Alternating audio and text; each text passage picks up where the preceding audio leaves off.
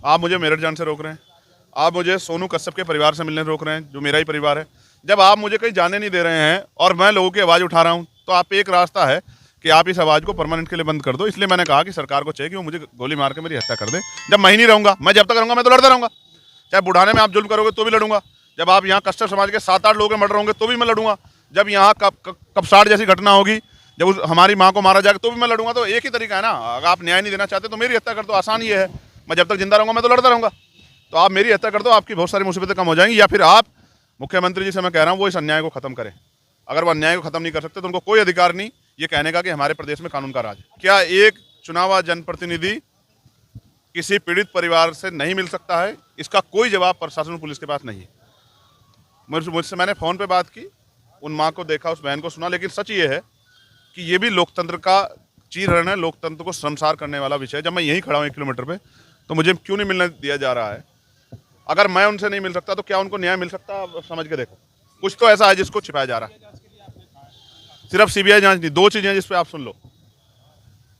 कम से कम 50 लाख रुपए का मुआवजा उस पीड़ित परिवार को मिलना चाहिए, कम से कम, जिससे वो परिवार अपने पैरों पे खड़ा हो। उसके परिवार को एक सरकारी नौकरी मिलनी चाहिए, क्योंकि वो मरने का हकदार नहीं था। उसने तो मेहनत से पैसे कमाए, जिन लोगों ने उसको लूटा। और अभी जब मैंने परिवार को वीडियो कॉल में देखा तो 4 लोग उसके साथ दिखाई दे रहे हैं। तो जब तक इस घटना की, इसको दूध का दूध पानी का पानी करने के लिए सीबीआई जांच नहीं होगी, तब तक पता नहीं लगेगा। और मैं आपके माध्यम से कहना चाह रहा हूँ, चाहे मेरठ की घटना हो या मुजफ्फरनगर की, ये दोनों घटनाएं, इन दोनों घटनाओं में जिस तरह का व्यवहार पुलिस का, प्रशासन का आम जनता के प्रति रहा है, उससे मैं ये मानता हूं कि ऐसी स्थिति में न्याय नहीं होगा। हम जल्द अपने साथियों से बात करके कमजोर वर्गों की पंचायत जो है, वो चाहे मुजफ्फरनगर में करें या मेरठ में करें, जब तक हमारी मांगे पूरी नहीं होगी हम उस पंचायत को चलाएंगे। ये पंचायत इसलिए होगी क्योंकि अगर वो हमें हमारे परिवार से मिलने देंगे तो हम अपने परिवारों को खुद अपने साथ बिठाकर उनके न्याय की लड़ाई लड़ेंगे। वो अपनी बात कह रहे थे, लेकिन उसके साथ उनकी आंखों से लगातार आंसू भी बह रहे थे, क्योंकि वो इस बात को भी कह रहे थे जब हमारे प्रतिनिधि को हमसे मिलने नहीं दिया जा रहा है तो हमें न्याय कैसे मिलेगा। ये बात उनकी सही है। आप 300 मीटर से यहाँ से पकड़ लेगी पुलिस उनको, मैं कोई अपराधी हूँ? देखिए 8-10 मर्डर कश्यप समाज के हो चुके हैं, 8-10 मर्डर आज तक सरकार ने क्या वीडियो कॉल पे बात करना, क्या वो किसी दूसरे देश में जो वीडियो कॉल बात करवानी पड़ रही है? ये सरासर जो है लोकतंत्र की हत्या है, और ये सरासर किसी चीज को किसी छिपाने का, उसको किसी दूसरी तरफ मोड़ने का प्रयास है। उनको पता है मैं जाऊंगा तो क्या होगा, जब मैं अपनी बहन का हाथ पकड़ूंगा तो उनको संबल प्रदान होगा, उनको हिम्मत प्रदान होगी। और वो जो बात फोन पे नहीं बता पाती, क्योंकि पुलिस के अधिकारी कर, शायद वो मुझसे बता पाती। देखिए मैं ये कह रहा हूँ, आप मुझे मेरठ जाने से रोक रहे हैं, आप मुझे सोनू कश्यप के परिवार से मिलने रोक रहे हैं, जो मेरा ही परिवार है। जब आप मुझे कहीं जाने नहीं दे रहे हैं और मैं लोगों की आवाज़ उठा रहा हूँ, तो आप एक रास्ता है कि आप इस आवाज़ को परमानेंट के लिए बंद कर दो। इसलिए मैंने कहा कि सरकार को चाहिए कि वो मुझे गोली मार के मेरी हत्या कर दे। जब मैं ही नहीं रहूंगा, मैं जब तक रहूंगा मैं तो लड़ता रहूंगा। चाहे बुढ़ाने में आप जुल्म करोगे तो भी लड़ूंगा। जब आप यहाँ कश्यप समाज के 7-8 लोगों के मर्डर होंगे तो भी मैं लड़ूंगा। जब यहाँ कपसाड़ जैसी घटना होगी, जब हमारी माँ को मारा जाएगा तो भी मैं लड़ूंगा। तो एक ही तरीका है ना, अगर आप न्याय नहीं देना चाहते तो मेरी हत्या कर दो। आसान ये है, मैं जब तक जिंदा रहूंगा मैं तो लड़ता रहूंगा।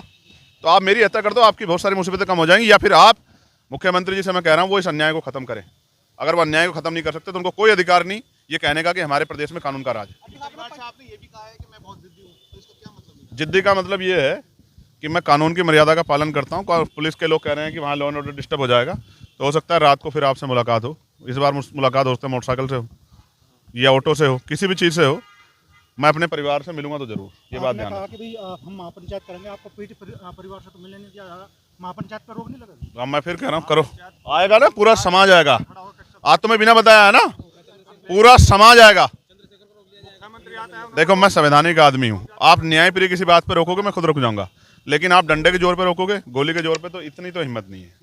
गोली तो मैं खा सकता हूँ, मेरी अगर देखना, अगर गोली चली इस पंचायत में सोनू कश्यप की आवाज़ उठाने के लिए, कपसाड़ की जो हमारी बहन है उसकी आवाज़ उठाने के लिए, तो गोली सीने पे लगेगी, कमर पे लगेगी, याद रखना मेरी बात। कपसाड़ वाले मामले में पीड़ित अपने परिवार से मिली, उसने जो बयान जो उसके आए हैं वो उसने जिस तरह से कहा कि मेरे साथ को गलत हुआ है, उसको लेकर ये उन सब लोगों के मुंह पे एक जोरदार तमाचा है जिसने पिछले 3-4 दिनों से उस बेटी का चरित्र हनन किया है, उस परिवार को गलत साबित करने का काम किया, जो तमाशा कर रहे थे, बड़े बड़े मंचों पे बड़े भाषण दे रहे थे। मैं एक बात बता रहा हूँ, ये गरीब समाज बड़ा भावुक समाज होता है। ये अगर इसने मन में ठान ली ना, और अपने साथ जो अन्याय हो रहा है उसका बदला लेने की अपने मन में वो कर ली, तो बहुत सारे लोग बहुत सारे सदनों के दरवाजे नहीं देख पाएंगे, याद रखना मेरी बात को।